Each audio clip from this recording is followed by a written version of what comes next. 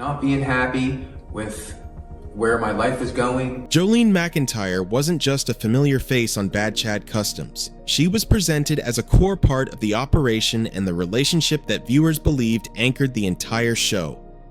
For years, fans saw her as both business partner and personal support, woven into the identity of the brand itself. That's why her decision to step away sparked so much discussion. It wasn't treated as a quiet private change, it became a public turning point. Understanding why Jolene left means looking beyond the episodes and into how fame, partnership, and pressure can collide in ways audiences rarely expect. From the beginning of Bad Chad Customs, Jolene MacIntyre was framed as more than a supporting figure. Discovery's own promotional material described her as Chad Hiltz's business manager and fiancée, placing her at the center of both the professional and personal structure viewers were introduced to. That dual role shaped how the audience understood the shop. The garage wasn't presented as a solo operation with occasional help. It was shown as a partnership that blended logistics, branding, and daily decision-making. Her presence on screen reinforced that message. She handled organization, scheduling, and public-facing responsibilities while the builds unfolded, creating a contrast that made the workflow feel balanced. Viewers saw a system where creative chaos was matched by structure, and Jolene became associated with that stability. Over time, fans began to read her role as essential to the shop's identity rather than optional. This framing mattered because it tied the success of the brand to the visibility of their relationship. When audiences invest in a partnership as part of the product, any shift in that partnership carries meaning far beyond the mechanics of the business itself. Outside the edited structure of the show, Jolene's involvement extended into the long-term development of the brand. A published interview described her as a co-founder of Hiltz Auto Co. and emphasized her role in shaping how the company presented itself to customers and media. That description positioned her as part of the foundation of the business rather than a temporary television figure. It also reframed her visibility as the result of strategic work behind the scenes. Brand management, event coordination, and public communication require consistency, and her participation in those areas helped stabilize a rapidly growing public profile. As interest in the show expanded, so did expectations around appearances and fan engagement. Jolene became one of the primary points of contact between the workshop and its audience, reinforcing the sense that the company operated through shared leadership. This broader context explains why viewers interpreted her departure as more than a cast change. If a person associated with the creation and structure of a brand steps away, audiences naturally question continuity. The reaction wasn't only emotional, it reflected uncertainty about how the enterprise would adapt without one of its visible architects.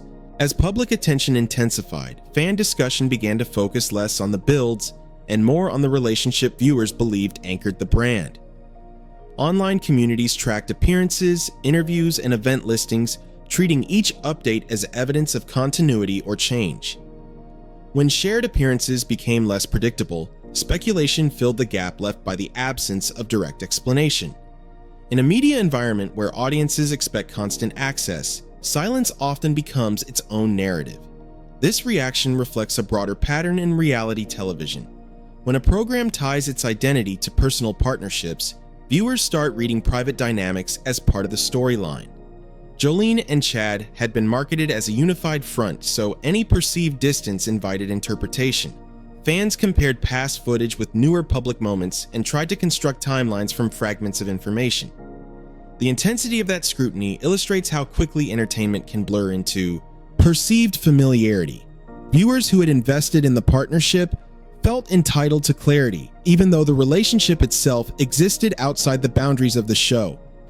The speculation revealed less about confirmed events and more about how strongly audiences connect branding with personal lives, once the two become inseparable in public. The situation shifted when Jolene publicly confirmed that she had stepped away from both the relationship and her involvement connected to the show. Her statement ended months of speculation and replaced interpretation with a clear acknowledgement of change. She did not present the decision as a public dispute. Instead, she described it as a personal transition centered on well-being and the need to move forward independently. That framing redirected attention away from rumor and toward her stated priorities. Her comments avoided detailed explanations about internal conflicts. She spoke in general terms about growth, boundaries, and reassessing direction. By choosing measured language, she limited the scope for further escalation and established a narrative focused on personal recovery rather than confrontation. This restraint shaped how the announcement was received. Many observers noted the absence of accusations and the emphasis on self-definition. For audiences, the confirmation forced a reevaluation of earlier assumptions. Moments that had fueled speculation were reconsidered within the context she provided. The shift from uncertainty to direct acknowledgement demonstrated how a single statement can stabilize a public narrative, even when it leaves significant details private. Following her announcement, Jolene's public communication settled into a consistent pattern that emphasized independence over retrospection. She continued to reference personal growth, but avoided revisiting the mechanics of the separation. This approach reduced the likelihood of the situation turning into an ongoing public dispute. Instead of extending the narrative, she narrowed it, reinforcing the idea that the decision belonged to her private life, rather than the show's storyline. Her messaging focused on rebuilding structure and redefining priorities outside the framework that had made her recognizable. Observers noted that she resisted invitations to expand on past tensions, choosing language that redirected attention toward future plans. That restraint functioned as a boundary.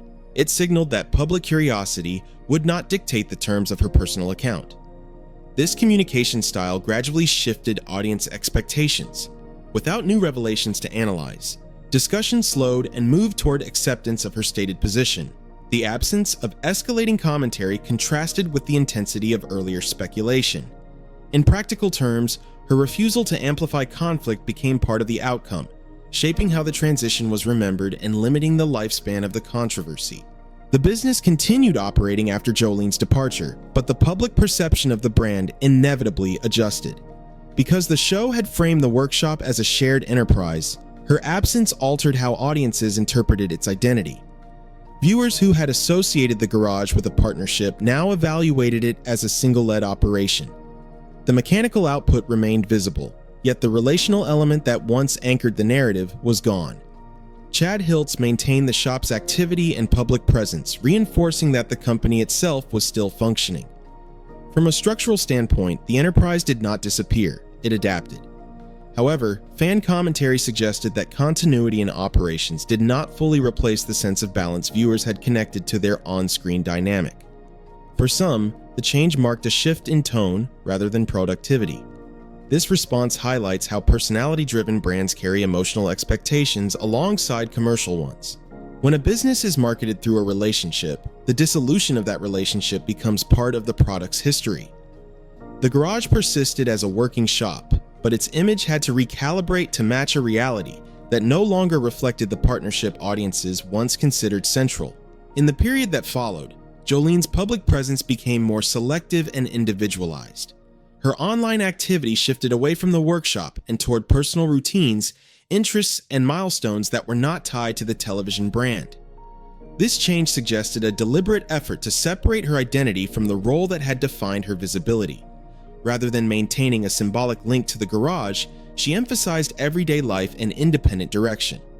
Observers interpreted this as a recalibration of how much access she intended to grant the public. By narrowing the scope of what she shared, she reduced the overlap between personal experience and audience expectation. The adjustment did not erase her association with the show, but it reframed how that association functioned. She became less a representative of a brand and more a private individual with a limited public window. This shift also influenced how fans engaged with her story. Attention gradually moved from relationship analysis to interest in her individual trajectory. The change illustrated how public figures can renegotiate visibility after stepping away from a shared platform, redefining recognition on their own terms. Jolene MacIntyre's departure represents more than a cast change. It illustrates how closely public identity can become tied to partnership and branding. Her decision to step away was communicated as a personal realignment focused on independence and stability, and her restraint shaped how the transition unfolded in public view. The business continued, but audience perception adjusted to a new structure. Over time, her selective visibility redirected attention from speculation to individual continuity. The episode demonstrates how relationships presented as part of a brand inevitably influence how that brand is understood, and how reclaiming privacy can become a deliberate act of authorship.